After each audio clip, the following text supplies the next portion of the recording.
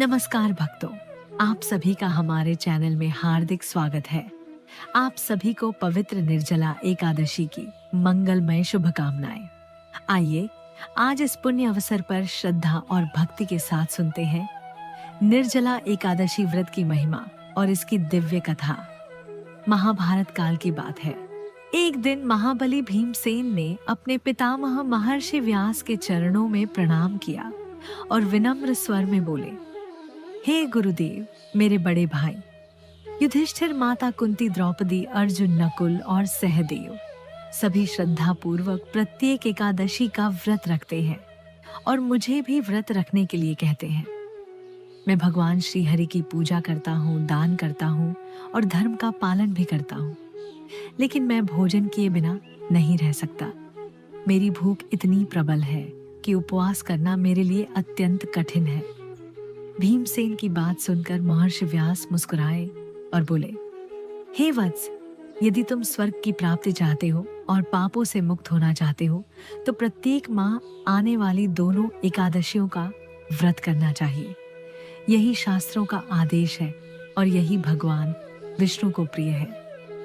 ये सुनकर भीमसेन ने हाथ जोड़कर कहा, हे पितामह, मैं सत्य कहता हूँ कि मेरे उदर में वृक नाम की अग्नि निवास करती है जो निरंतर भोजन मांगती रहती है। यदि मैं भोजन न करूं तो मेरे लिए स्वयं को संभालना कठिन हो जाता है। मैं वर्ष भर में दो एकादशी का व्रत नहीं कर सकता, लेकिन यदि कोई ऐसा व्रत हो जिसे वर्ष में केवल एक बार करना पड़े और उससे सभी एकादशियों का फल प्राप्त हो जाए तो कृपया मुझे वही व्रत बताइए।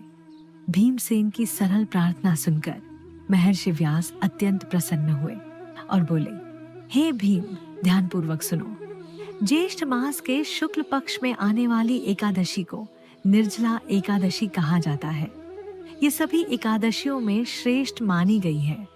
जो मनुष्य इस एक दिन पूर्ण श्रद्धा के साथ बिना अन्न और बिना जल के व्रत करता है उसे पूरे वर्ष की 24 एकादशियों का पुण्य प्राप्त होता है। महर्षि व्यास ने आगे कहा, इस व्रत में केवल स्नान और आचमन के लिए ही जल ग्रहण किया जाता है। इसके अतिरिक्त पूरे दिन और पूरी रात्रि जल का भी त्याग करना चाहिए। अगले दिन द्वादशी तिथि में प्रातः स्नान करके भगवान श्री हरि का पूजन करना चाहिए।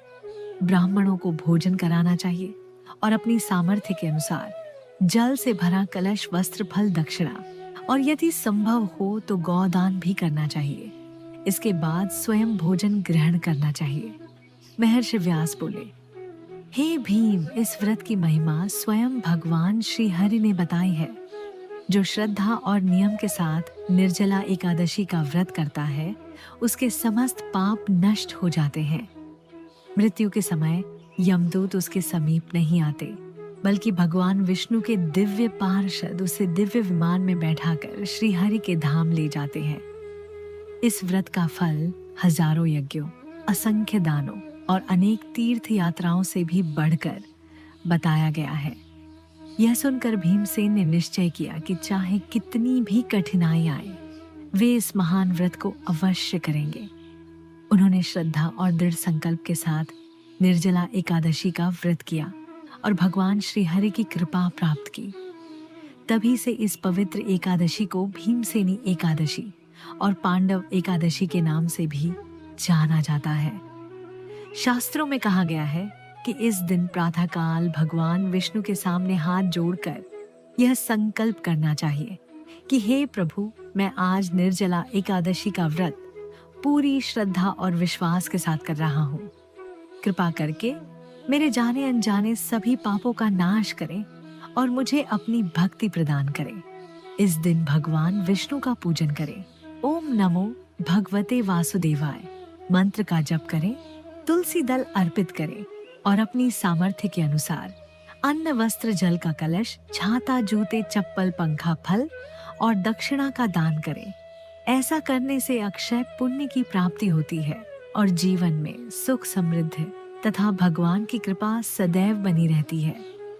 धार्मिक मान्यता है कि जो श्रद्धालु इस पावन कथा को भक्ति भाव से सुनता है, सुनाता है या पढ़ता है, उसके अनेक जन्मों के पाप नष्ट हो जाते हैं और भगवान श्री हरि की विशेष कृपा उस पर बनी रहती है। यदि आपको यह पावन कथा पसंद आई हो तो इसे अपने परिवार और मित्रों के साथ अवश्य साझा करें, ताकि अधिक से अधिक लोग निर्जला एकादशी की महिमा का लाभ प्राप्त कर सकें।